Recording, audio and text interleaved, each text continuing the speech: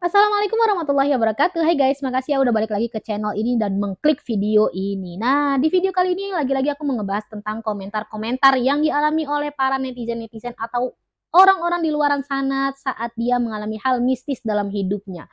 Nah, hal mistis apa nih kali ini yang mau kita bahas? Yaitu hal mistis pengalaman saat dia menaiki kereta api. Konon katanya saat dia menaiki kereta api, dia mendapatkan gangguan-gangguan mistis saat itu. Nah, bagaimana cerita kronologinya? Mari kita bahas langsung ke videonya ya. Dan seperti biasa kita akan tampilin di atas atau di samping layar nanti ceritanya ya guys. Dan kita baca sambil mendengarkan. Langsung aja ke ceritanya, check it out.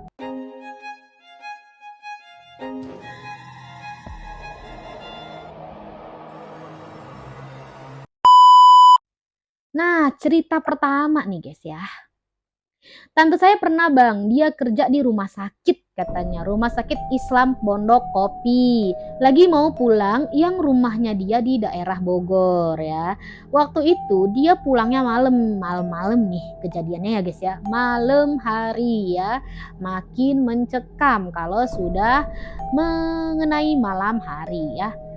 Saya lupa dia naik kereta di stasiun apa pas malam itu ya. Yang intinya dia naik kereta, tapi lupa nih guys, keretanya kereta apa ya? Cuman dia cerita pas udah di kereta, dia heran sama penumpang yang ada di dalam gerbong yang dia masukin. Heran sama penumpangnya guys ya. Dia naik kereta dan penumpang-penumpangnya bikin dia jadi heran. Kenapa tuh gerangan? Penumpang di gerbong itu pada diem semua. Ya kondisinya malam hari, sama-sama pulang kerja, mungkin kondisinya pada capek ya, jadi diem aja gitu kan ya, atau lagi pada ngantuk gitu kan. Tapi kalau diem semua, kenapa nggak pada ngobrol? Ya heran juga sih ya, jadi heran juga sih sebenarnya. Atau tidur lah ya kalau diem, tapi kalau diemnya mematung kayak diem gitu juga gini. Ya heran sih kalau kayak gitu diemnya. Atau sebelah-sebelahan tapi nggak saling ngobrol. Ya kita kalau yang ngelihat heran sih, gerak pun juga kagak katanya guys. Ya iya, aduh makin heran sih, gerak juga enggak, bener-bener mematung guys. Gerak gitu kan, ada yang gatel gitu misalnya, enggak juga gitu. Atau palanya gatel gitu kan, enggak gerak guys, enggak katanya. Enggak lama kemudian kata tante saya itu, semua penumpang berubah jadi poci semua bang. Poci, pocong maksudnya guys. Jadi ketika dia diem gini kan dia merhatiin nih si tantenya nih guys. Waktu lagi diem semua gitu, terus berubah. Pas dia lagi kan nengok-nengok nih guys, nengok. Loh, kok saya ngeliat pocong? Terus dia ngadep ke sana, loh, kok pocong semua? OMG, oh my god, oh guys. Tante saya jadi takut kan? Ya iyalah, di dalam kereta diam semua, terus berubah semua jadi makhluk halus. Jelas-jelas takut, bukan takut lagi, panik. Mungkin saat itu kalau aku di posisinya paling udah pingsan sih ya. Terus dia tutup muka sama matanya sambil banyak berdoa, langsung tutup muka.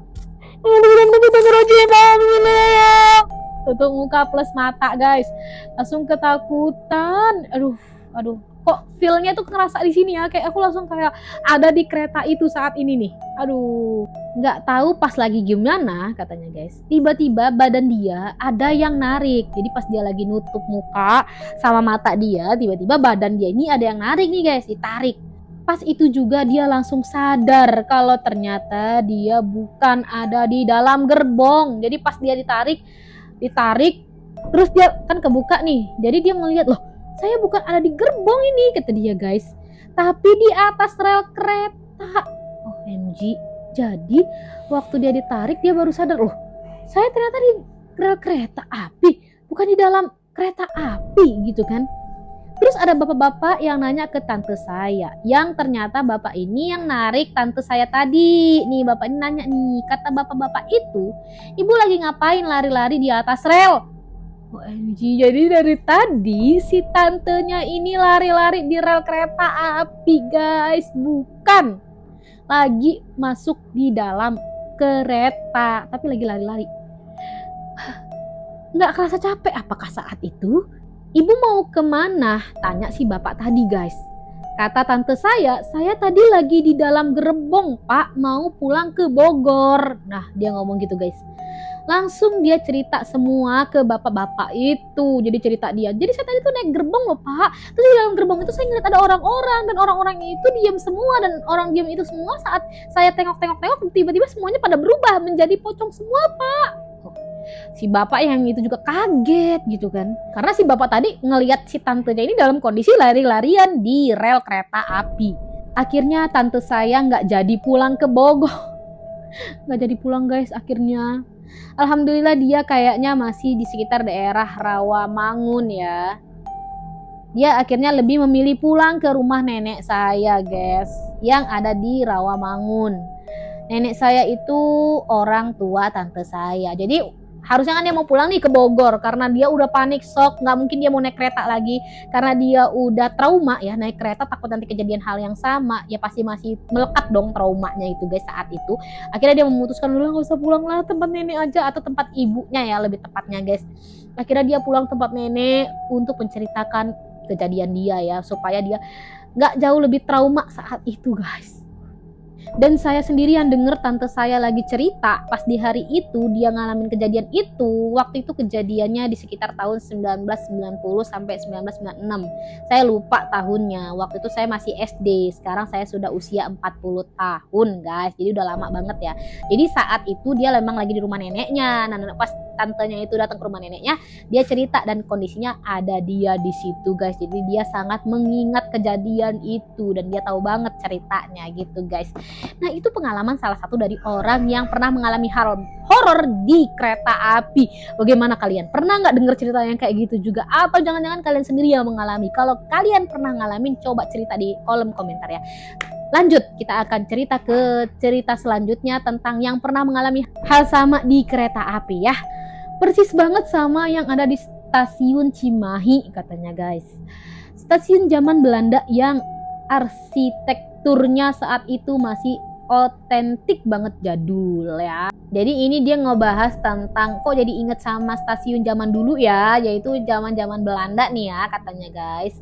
Kalau cerita tukang rambutan alias dalam kurung tukang buah yang kebetulan tetangga saya nih. Jadi dia dapat cerita dari tetangganya, dan tetangganya itu tukang buah saat itu guys.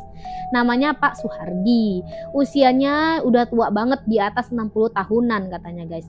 Dia naik kereta terakhir di Rancaikek menuju ke Cimahi saat itu guys ya, saat dia si bapak tadi itu bercerita. Di gerbong paling belakang ada satu orang duduk yang mukanya ditutupin pakai koran, persis kayak cerita di konten ini ya. Jadi kita nih bacain komentar yang ada di sebuah konten ya guys ya.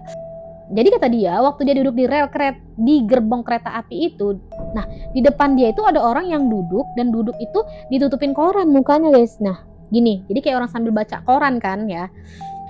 Cuman bedanya Pak Suhardi ini malah nanya ke orang itu yang depan-depanan duduknya guys. Jadi waktu dia duduk depan-depanan gini, dia malah nanya nih sama orang ini nih ya. Ya namanya kita duduknya barengan di satu gerbong yang sama dan kursinya hadap-hadapan. Jadi basa-basi lah ya, nanya nih guys. Turun di mana Pak? Katanya guys ya. Karena dia nggak tahu nih kondisinya ini bapak-bapak, ibu-ibu, anak kecil atau siapapun, intinya dia firasatnya ini kayak bapak-bapak. Dia langsung aja celetuk ngomong, turun di mana Pak? Karena gayanya kayak bapak-bapak mungkin ya guys saat itu. Apalagi kan baca koran gitu kan.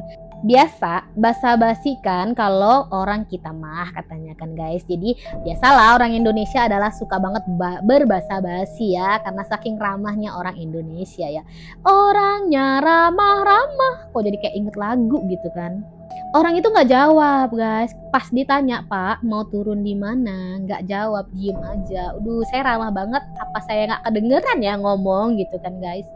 Pak Suhardi masih biasa aja ya kan. Oh mungkin dia nggak denger kali ya. Di dalam hati justru malah ngerasa nih orang sombong apa ketiduran ya. Nah jadi bapak ini mikir nih sempet, ya ampun Pak, saya aja memberanikan diri untuk berbasa-basi, ini bapak yang ditanya malah diem aja, agak sombong atau gimana ya. Atau jangan-jangan nih bapak tidur gitu kan, mikir si Pak Suhardi tadi guys. Lalu di stasiun Cimahi, Pak Suhardi basa-basi lagi. Nah, nggak putus asa dia, udah dicuekin, masih tetap mau basa-basi. Itulah orang Indonesia ya. Duluan ya Pak, katanya guys. Jadi Pak Suhardi ini ternyata berbahasa basinya mengganti topik, yaitu dia mau bilang kalau dia duluan ya Pak, karena sudah sampai di stasiun tujuannya Pak Suhardi guys. Jadi dia berbahasa basi, oke Pak, kalau memang gak denger nih dalam hati dia, itulah saya ngomong yang penting kalau saya sudah sampai di tempat gerbong tujuan saya gitu kan guys. Oke duluan ya Pak, gitu ya, seperti bahasa basi kita pada umumnya gitu kan guys. Sambil berdiri di depannya guys. Jadi sambil berdiri mau keluar itu ngomong duluan ya Pak. Menunggu kereta berhenti di stasiun Cimahi guys. Dan orang yang mukanya ditutupin koran tersebut ternyata perempuan katanya guys. Jadi ternyata ini bapaknya bisa ngelihat akhirnya Pak Suhardi ini melihat si orang penumpang tadi ternyata itu adalah seorang perempuan. Kepalanya tiba-tiba membesar sebesar nyiru, nampan anyaman guys, tahu gak sih kalian? Nampan loh guys, nampan yang bulat besar banget itu yang terbuat dari bambu-bambu anyaman itu. Nah tiba-tiba kepalanya berubah jadi seperti itu besarnya guys. Kok tiba-tiba berubah sih? Dengan rambut gimbal acak-acakan. Oh my god guys. Dengan mata yang berjumlah sangat banyak di sekujur wajah. Jadi matanya di mana-mana. Dan itu kan besar banget kepalanya. Itu kan karena sebesar nampan. Itu sebesar nyaman itu mata semua isinya dengan rambut yang menggimbal guys.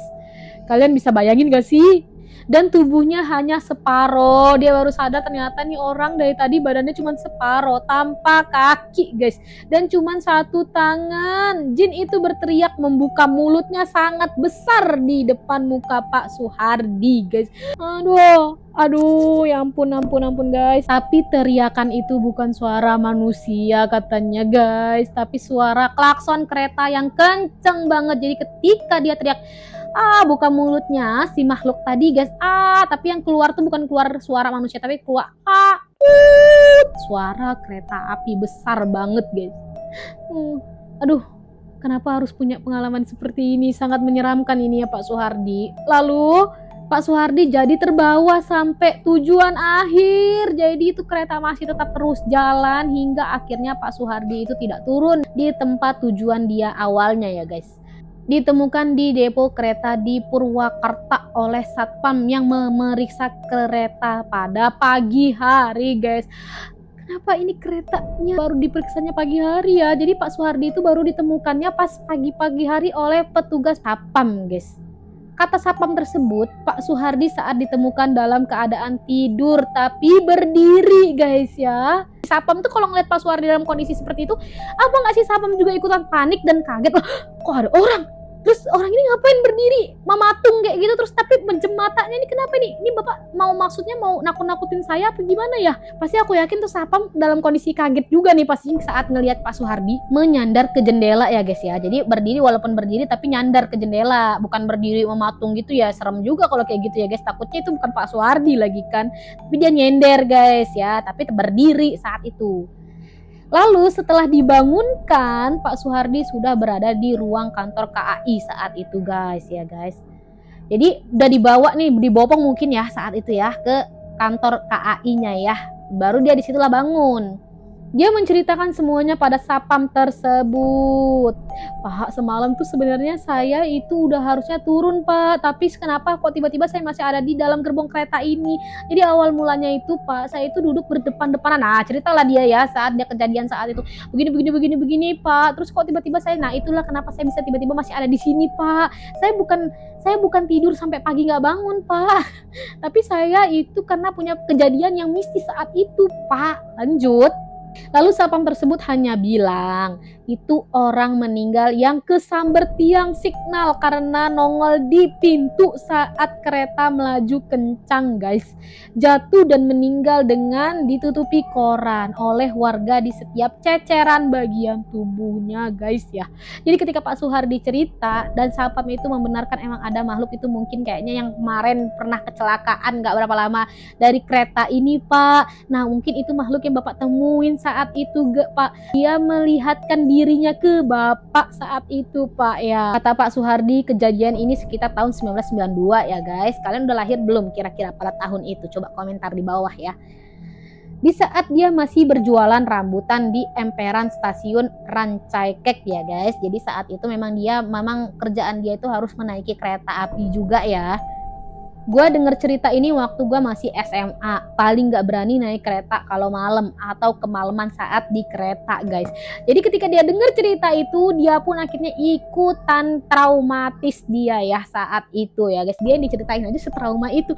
Gimana sih bapak yang mengalami sendiri ya? Aku yang dengernya aja langsung merinding sendiri, guys. Beneran asli. Kayak ngerasa ada di posisi bapak itu. Kalau ada di posisi bapak itu, mungkin aku masih belum bisa cerita kali ya, masih kaku kali lidahnya ya, guys ya. Aduh, gimana dong kalau seandainya kalian ada di posisi itu, guys. Nah, kalau kalian juga pernah ngalamin hal itu ya, jangan nyampe lah ya kita ngalamin hal-hal yang kayak gitu ya. Aduh, amit-amit jauh-jauh ya. Nauzubillah min zalik ya, guys ya. Jangan sampai kita ketika kita di kereta api mengalami hal-hal yang seperti itu ataupun di kendaraan-kendaraan lainnya lah ya. Dan itu kondisinya dia sendirian sih ya, guys ya. Besok-besok kalau misalnya mau naik kereta jangan sendirian ya, Pak ya. Tapi kan bapaknya lagi mencari nafkah saat itu ya, guys ya. Dan dia juga gak akan pernah berpikiran bahwa dia akan mengalami hal semistis itu kan. Jahil banget tuh si Jin ya. Nah, itu salah satu cerita pengalaman seorang hal mistis dia ketika dia di kereta api ya. Dan kita akan membacakan cerita-cerita dan komentar mistis selanjutnya di video selanjutnya. Terima kasih sudah mendengarkan. Wassalamualaikum warahmatullahi wabarakatuh. Bye-bye.